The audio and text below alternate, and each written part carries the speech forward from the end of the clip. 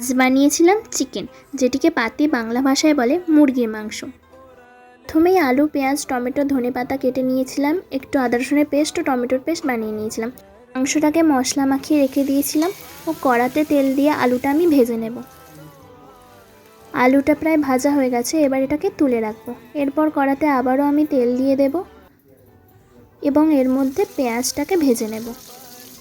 পেঁয়াজটা ভাজা হয়ে গেলে এটাকেও আমি তুলে রাখবো এবং ওই তেলের মধ্যে আদা রসুন দিয়ে ভালো করে ভেজে নেব।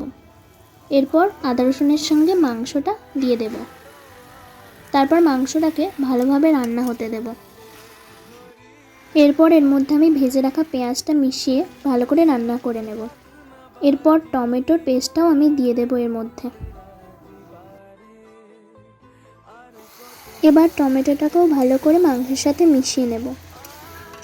এবারে তার মধ্যে দিয়ে দেব কুচিয়ে রাখা ধনেপাতা। ধনেপাতা দিয়ে দেওয়ার পরে এবারে আমি এটাকে ভালো করে রান্না করে নেব কিছুক্ষণ। এরপর এর মধ্যে আমি মিশিয়ে দেব সানরাইজের গরম মশলা। মাংসটা প্রায় কষা হয়ে গেছে, এরপর আমি এর মধ্যে ভেজে রাখা আলুগুলো দিয়ে দেব। আলুটাকেও ভালো করে মাংসের সাথে মিশিয়ে নেব এবং এটাকে কিছুক্ষণ রান্না হতে দেব। এটা প্রায় হয়ে গেছে, এবারে আমি এর মধ্যে পরিমাণ মতো জল মিশিয়ে দেব। এরপর তার উপর দিয়ে আবারও একটু ধনেপাতা কুচি ছড়িয়ে দেব। এবার ঢাকা দিয়ে রান্না হতে দেব এবং রেডি আমাদের মাংস। চলো এবারে খাওয়া যাক।